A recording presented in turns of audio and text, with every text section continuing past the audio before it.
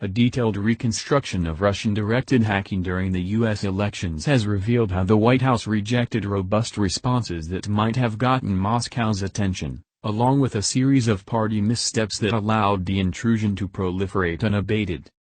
The White House did not hold the first Situation Room meetings about the hack until July, The New York Times revealed in a detailed report on how the hack unfolded. That was several months after the initial intrusion into the computers of the Democratic National Committee, which is believed to have occurred in April.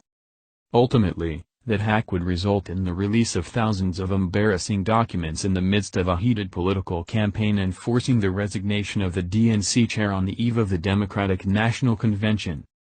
As the scope and origins of the cyber attack became more clear, the White House considered, but rejected the most robust responses that would have sent a strong signal to Russian President Vladimir Putin. Possible counterstrikes that were reportedly included, according to the paper, were going after Putin, a former KGB agent, to expose his financial links to wealthy oligarchs, and punching holes in the Russian internet to let dissidents spread their views. Pentagon officials judged the measures too unsubtle and ordered up their own set of options, according to the paper. None of those ideas were formally presented to President Obama. Top security officials who met in the White House about the intrusion that roiled Hillary Clinton's campaign feared an overreaction by the U.S. might actually help Putin.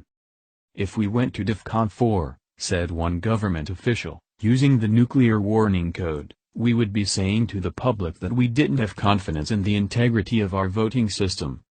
The White House wouldn't say Wednesday if it had taken action since. "I'm not in a position to confirm whether or not that response has been initiated or not," Press Secretary Josh Earnest said. "I'm also not in a position to confirm that we won't ever in the future discuss what that response is or what that response may be." Campaign chairman John Podesta became the victim of a cyber attack when he was sent an email claiming to be from Google in March saying he needed to change his password. One of Podesta's aides forwarded the email to computer technician Charles Delavan to check whether the message was legitimate. The email claimed to be from Google and told him he needed to change his password immediately because someone had tried to access his account.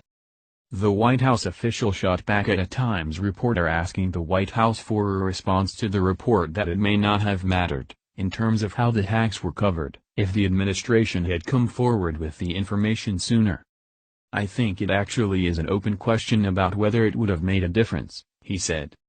Earnest contended that news organizations in United States essentially became the arms of Russian intelligence when they promoted the stolen emails belonging to Democratic Party officials.